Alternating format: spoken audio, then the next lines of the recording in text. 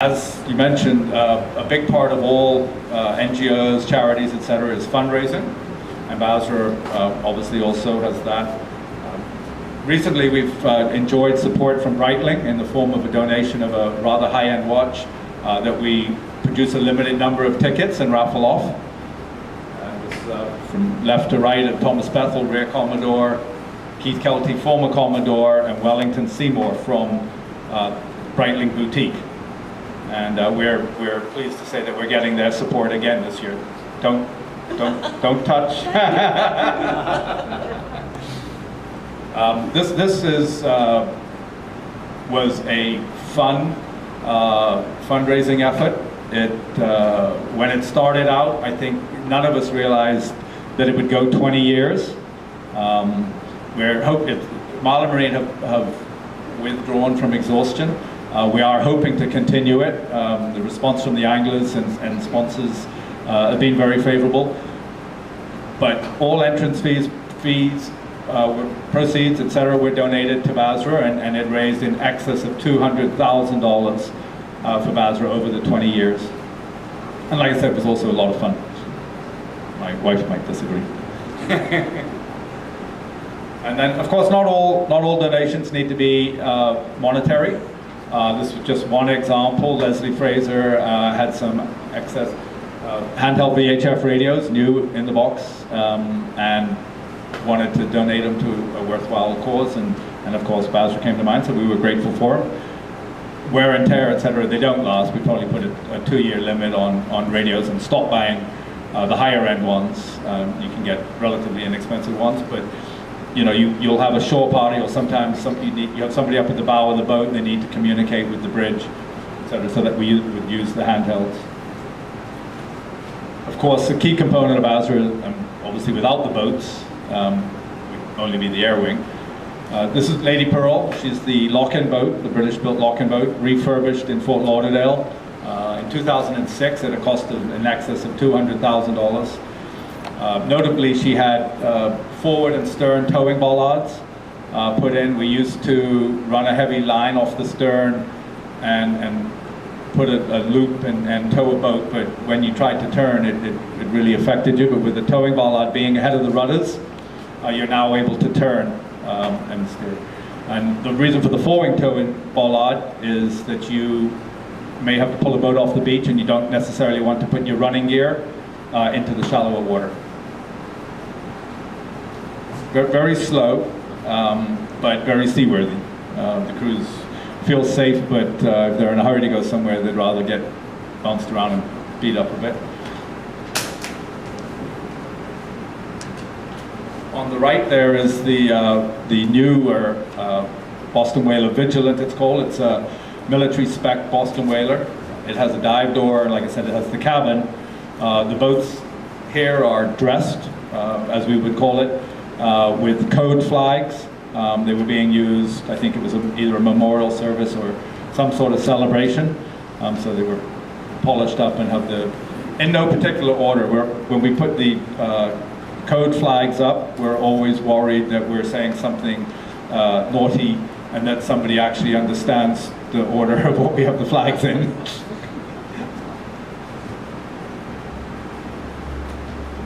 It's a close-up of Lady Pearl.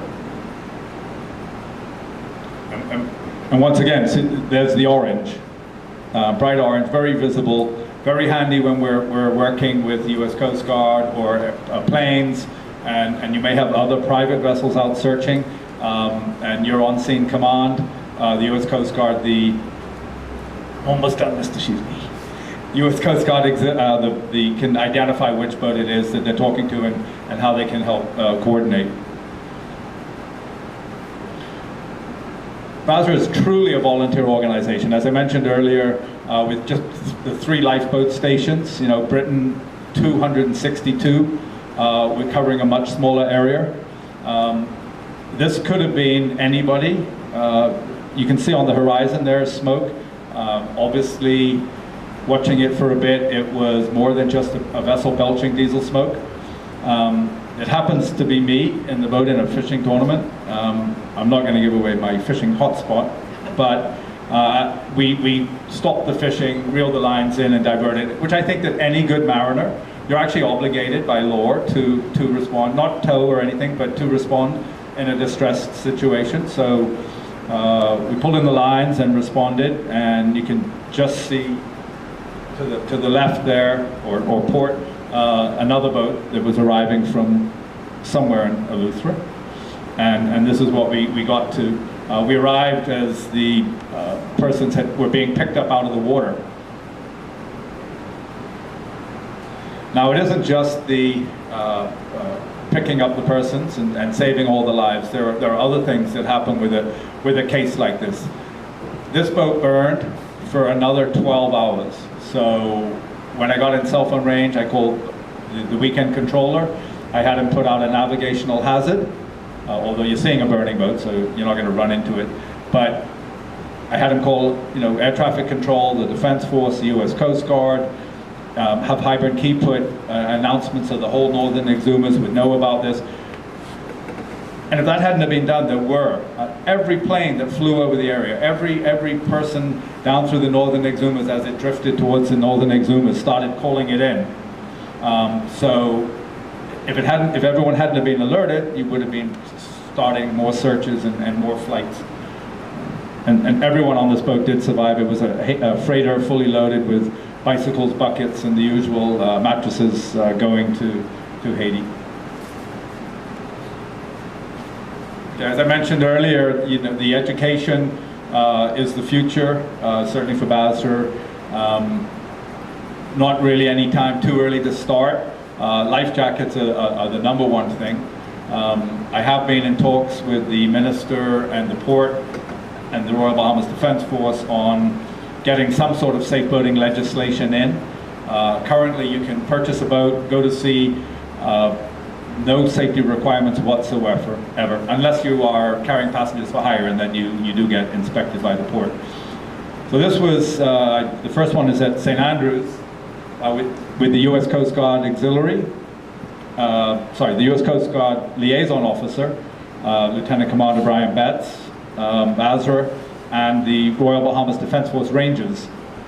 This was done at St. Andrews, but it was also taken to a few of the other schools. The kids were given life jackets, sponsored by the U.S. Embassy, but the idea was that they took it home and encouraged Dad, when he goes fishing, Dad, you got your life jackets? Well, if I say it to somebody, they're not checking, but if your son says it to you, you might think about it, and if we can just save one life, would be great. Not forgetting that there's more to BASRA, more to needed safe boating, etc. in the Bahamas. This one here was done in Abaco, and BASRA Abaco. There's virtually a person on every island. They also got involved with that. This was done in Nassau. This is the junior angler fishing tournament, but we tied it in with taking children from the Ramfully home out. Tremendous amount of sponsors. I do a safety talk, and BASRA provides the life jackets. And you can see the tents in the back that Ben & Jerry's are one of the sponsors. And the children are told that if they don't listen to the safety talk and wear their life jackets, pay attention, no Ben & Jerry's. So trust me, I have a captive audience. And of course, we mustn't forget our pets. I don't know how many of you are taking cats to the beach, but many of us take our dogs. And they make dog life jackets, so I would encourage that. You do want to get the dogs used to it before you try and put it on the boat, but very important. This is the automated maritime vessel emergency response system. It's a, you voluntarily sign up. It's primarily for vessels over 300 tons transiting the world's oceans. But you sign up and you receive a transponder that allows, I think they're located in Virginia, to track your every move. So if there is a distress in the area, they know what vessels are there, and you've already signed on that you're willing to assist.